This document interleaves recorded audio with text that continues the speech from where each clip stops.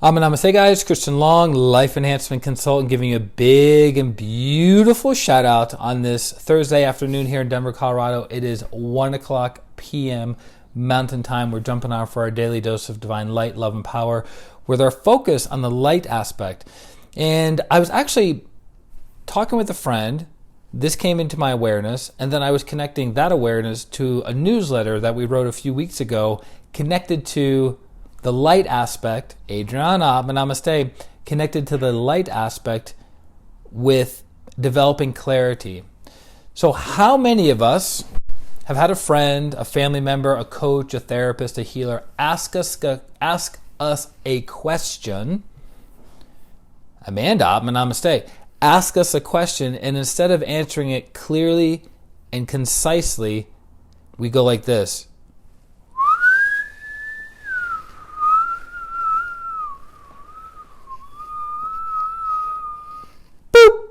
And we answer the question, right? How many of us do that? So that's an indicator of lack of clarity, lack of understanding, lack of awareness, lack of certainty. When somebody asks us a question, and a good coach, a good healer, a good therapist will ask you questions to open up portals in your consciousness so you have awareness. So the light becomes awakened within you of like, wow, I never thought about it like that. I never looked at it from that perspective, right? So there's a sutra in one of Grandmaster Choa Kok Sui's books called Achieve the Impossible. This is the book on materialization, how to get what you need, want, and desire in life using universal truths and principles connected to spirituality. And so in that book, and one of the, I think it's on the principle of success, he talks about everything, the key word, actually there's two keywords, everything must be written down. Everything must be written down. So when you're planning something, when you have a goal, a target, a project, things that you want to materialize moving forward, you have to get what? A pen, a piece of paper,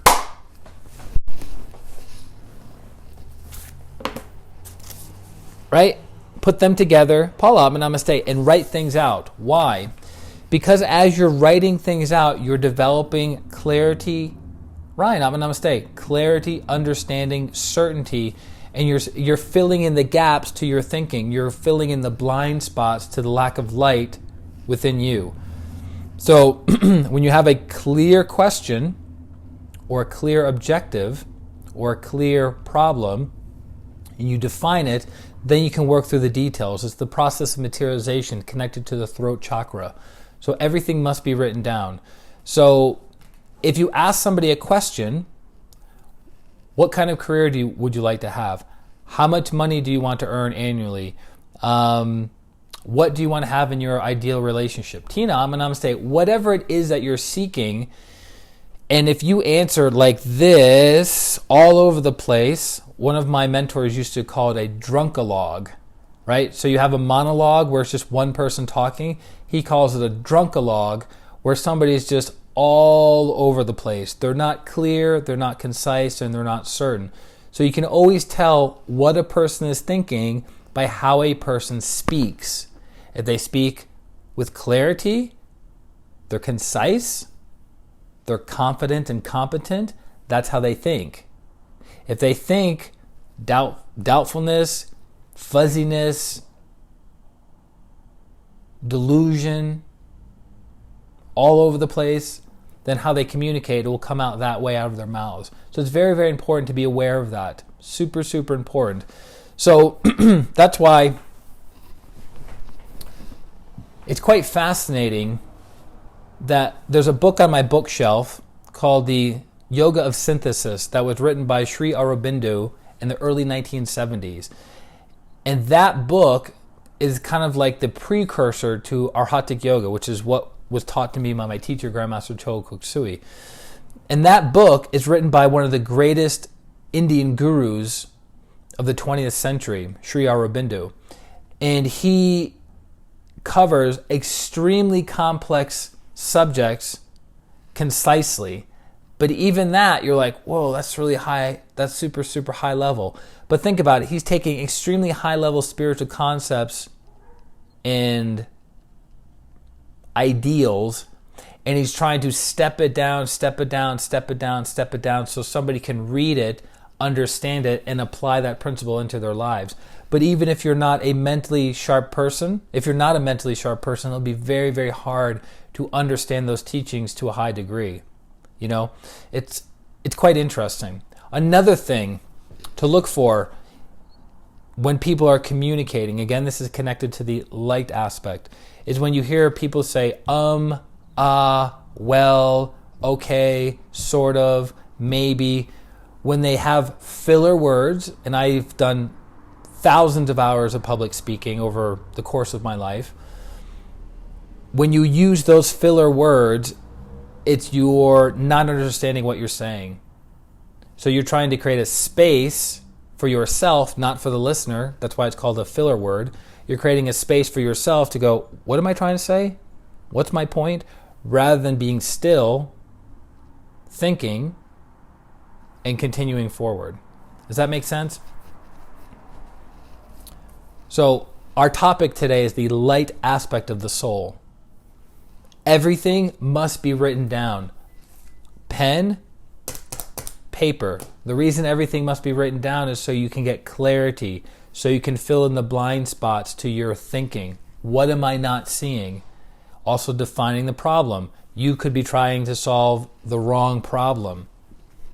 So you have to define the problem and then figure out all the things that you need in order to come up with the solution. Okay? So as Grandmaster Chogo Koksui would say in the Achieve the Impossible book, everything must, and when the teacher says must, when he says an absolute, everything must be written down. And the other component of what to look for when people are communicating, you have the filler words, well. You also have words that lack commitment one way or the other. So, would you like to get together? Maybe. Hey, would you like to get together?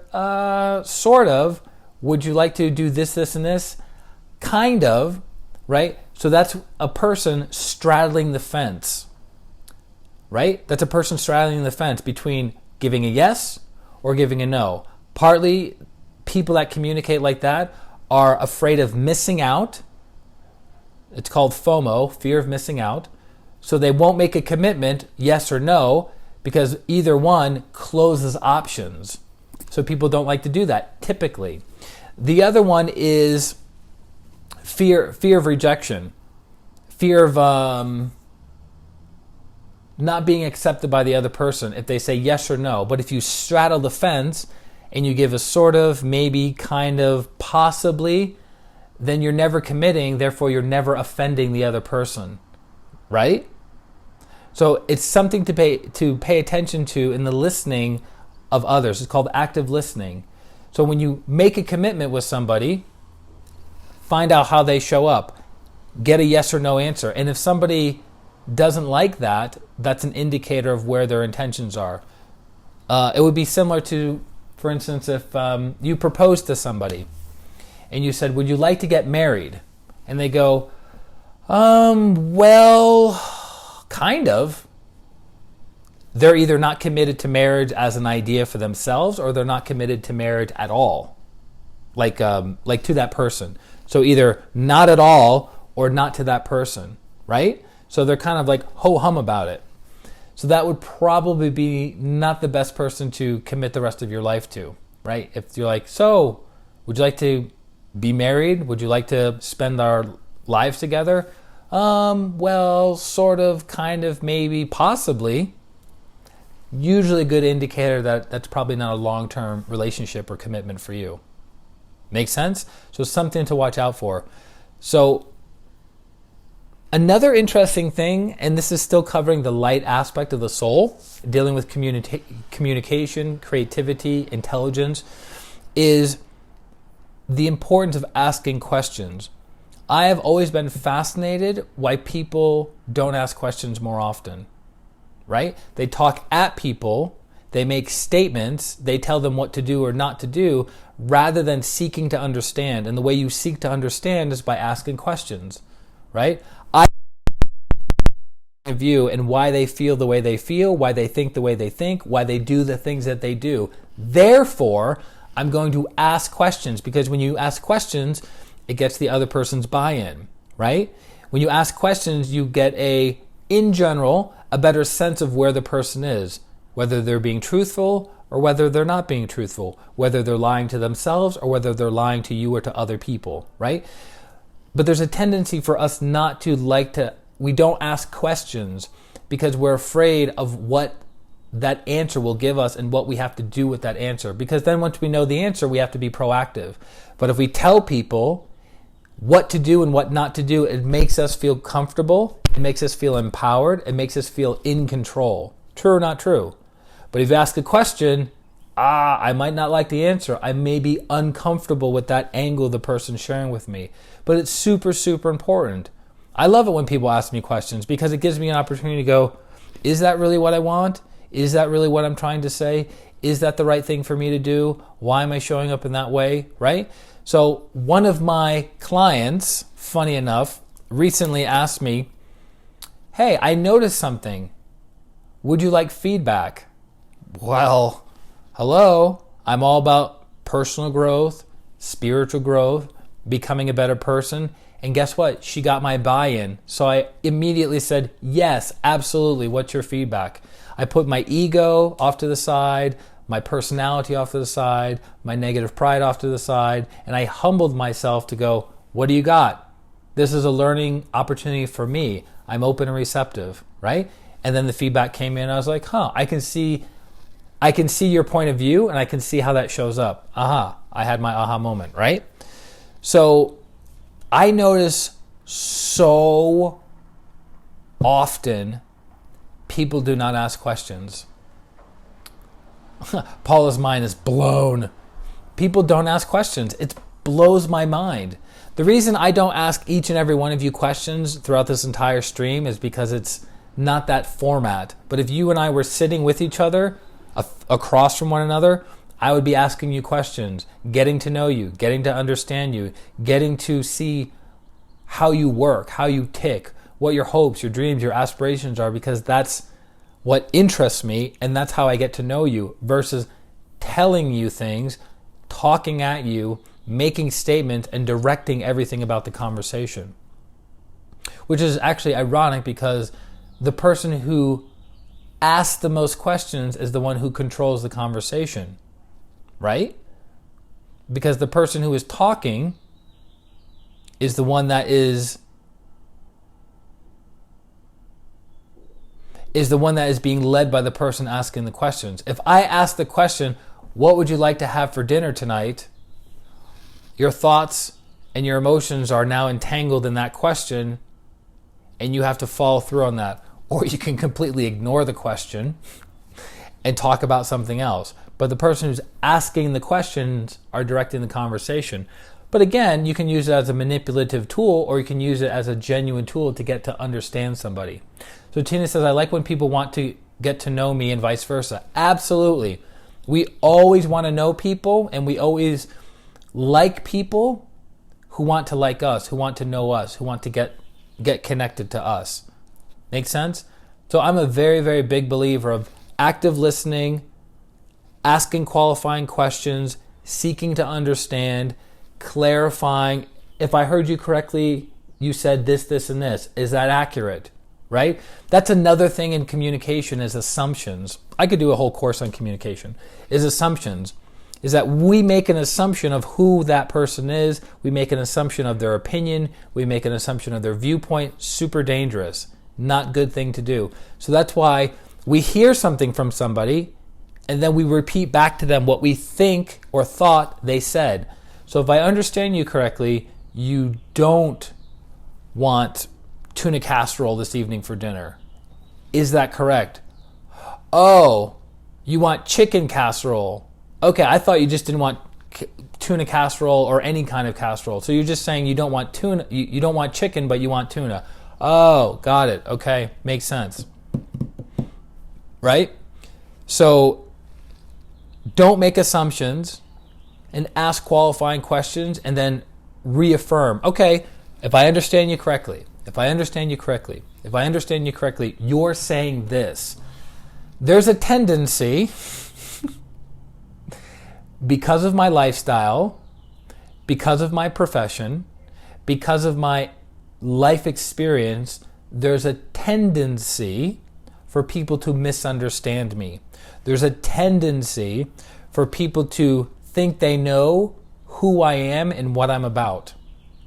A tendency. So I love it when people ask me questions and go, my assumption about you is this. Am I right? Most of the time, inaccurate. Right? So again, communication is super important. Communication is connected to the intelligence aspect, which is connected to the light aspect of the soul. It's a fascinating topic. I really, really wish more people would study proper communication. And you know what's interesting? The communication that I've seen over the years is super boring and dry and very, very vanilla, right? Because they're talking on a level of communication to appease everybody, and it drives me crazy. One of the best programs I've ever experienced, and Warren Buffett can validate this as well, is Dale Carnegie's program on how to win friends and influence people. That's the name of the program, How to Win Friends and Influence People. It's a book, it's a 20-hour audio series, and then it's an entire coursework that you can take in person to improve your communication skills, and it's super valuable. I started reading that when I was 14, 15 years old, or listening to the audio program, and I was like, I never thought about that. Wow, that makes sense. That's counterintuitive. Okay, I'll do this, I'll do that, I'll do this, I'll do that. And it made me a super, super good communicator. My communication ability has made me hundreds of thousands of dollars on the financial aspect. It's also cost me hundreds of thousands of dollars because I wasn't using my abilities properly. It's caused me to create beautiful experiences for people within my social network, within our meditation community, within my one-on-one clients. Communication, communication, communication. It's super important. But most people, honestly, have horrible communication skills because they haven't developed it. And I always think to myself, how do these people function in society? And it's not an insult to them. It's asking a genuine question. It's like, if I ignored people like that, if I didn't acknowledge people like that, if I talked over somebody like that, if I did those things, I would I couldn't imagine the other person wanting to connect with me, wanting to work with me, wanting to harmonize with me. Blows my mind. Very, very confusing. And so people that I know that don't have good communication abilities, this is me, I typically don't spend time with them. This is me. This is my personal choice. I'm not saying you have to do it. I'm saying be aware of it. I like people, even exchange. They ask questions, I ask questions. They become vulnerable, I become vulnerable. Stacy, namaste. It's back and forth. It's an exchange of energy, and it's an exchange of prana. It's an exchange of beautiful, creative juices going back and forth. But if you're going to be the one person who talks all the time and never listens, or the other person only listens and never talks, not my thing.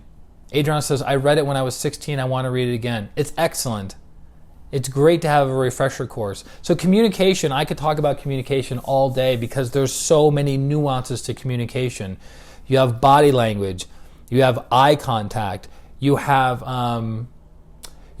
inflection, tonality, volume, speed, right? You have aggressive energy. You have light energy. You have loving energy. You have all these different ways of communicating with people to keep them engaged. But that's the thing I've noticed, is that people talk too much. They don't listen enough. And then when they're listening, they're waiting for the other person to shut up so they can speak about whatever. So they don't acknowledge, they don't validate. Hey, thank you for sharing. If I understand you correctly, you were sharing this, this, and this. Is that right? Am I in the ballpark? Yes? Awesome. to add to what you were saying, blah, blah, blah, blah, blah. But it's not like that. It's like somebody speaks, the other person's waiting to speak, they're not listening, and then as soon as the person stops, they just start talking whatever they want to talk about. And I always think to myself, that's so weird. It's so weird how we communicate. But it's acceptable. Like people are like, oh, that person's been my friend for years. That person's been my coworker for years. Oh, we talk like that. We communicate like that with each other for years. I'm like, that's such a weird way to communicate with somebody. Never understood it. So the people that I have in my life, my close circle, it's this. It's back and forth, super, super fast. They learn about me, I learn about them. They're vulnerable, I'm vulnerable. I share my strengths, they share their strengths. I share my weaknesses, they share their weaknesses. We validate one another. If I understand you correctly, this is what I heard you say. Oh, that's not what you said? Well, what is it that you were saying? This is what I was saying. Oh, okay, I was assuming blah, blah, blah, blah, blah, blah, blah. Right? Super important skill, but it requires the light aspect to be developed within you so you can pay attention, so you can listen, so you can ask intelligent questions. I notice a tendency that I have, and I have it with my son, and I'm still trying to break this habit. I don't even know where it comes from, but I ask my son yes or no questions. When you ask a yes or no question, do you want to do this or this? Right? Yes or no, it closes off communication. But when you ask it open-ended questions, instead of do you want to have pasta tonight or do you want to have Chinese food tonight, it's a pasta or Chinese food, right? Yes or no. One option, second option. But if you say, what would you like for dinner tonight? You open up a conversation. Right? With my son, it's weird. I just ask him yes or no questions, but when I catch myself in the middle of our conversation, I go, hello, Christian, ask him an open-ended question. Because my son has a tendency, Jessica, I'm going to say, has a tendency to be, he's a teenager, so it's black or white. It's like, yeah, everything's fine, Dad, whatever. Gaming is going well, making money, I'm happy. I love you very much, I'll talk to you later, right? It's very black or white because that's just the stage of his life right now, and that's our distance with each other physically, right? But in general, it's good to ask open-ended questions. If you want to lead somebody, you can ask close-ended questions, yes or no. And as one of the masters in pranic healing would say, as a teacher, you don't do this normally, but as a teacher, you never ask a question you don't know the answer to. For instance, how many people want to have greater inner peace, happiness, and joy in their lives? Hello, I already know the answer to that. Everybody listening to this live and listening to this replay is going to say, yes, I want greater inner peace, happiness, and joy, right? It'd be super weird if I said, how many of you don't want inner peace, happiness, and joy? Be like, that'd be a weird question. So it's affirming. So if you want to guide people, you ask yes or no questions so you can get them to the conclusion of where you want them to go. If you're the instructor, right? If you're a good communicator and you're trying to lead somebody somewhere from where they are to where they want to be, and that's your skill set, then yeah, there are some leading questions occasionally. But one of my favorite philosophers of all time, Socrates, he uses the Socratic method, the method of self-inquiry. By asking questions to a person, they have to ask the question in their own head, they have to answer the question in their head, and then they own it. But if you tell somebody what to do, they can blame you, and they go, well, that wasn't my idea, that was your idea. That wasn't that wasn't what I agreed to, that's what you wanted me to do, right? But if you ask a question, the person asks the question in their own mind, and then they start owning it, and they go, yeah, I do want more inner peace, happiness, and joy. That is important to me. Yeah, okay. Makes sense? So, that is all for today, or at least for right now. Catch us tonight at 6 o'clock p.m. Do you want to learn more information to impact the quality of your life? He's directing us. Then join us tonight at 6 o'clock p.m. Mountain Time. Let me know how I can assist you. For those of you who need healing and transformation now, go to ChristianRLong.com. Sign up for a consultation or healing session. Yeah, Karen, get it. Sign up for a healing session. and I can help transform you, bring you from where you are to where you want to be. I promise you, 16 years of experience, thousands of healing sessions all over the world with all kinds of people, with all kinds of issues. I'm very confident that if you come for healing, and here's the key, and you follow the simple instructions that we give you after the healing, your life will transform. If you don't, you're on your own, and I have no idea what your results are going to be. So, love you guys very, very much. Lots of love. Big shout out to each and every one of you, and I look forward to connecting with you soon. This is Christian Long, Life Enhancement Consultant, wishing you a beautiful day, beautiful week, and a beautiful life. Atma, Namaste. Bye-bye.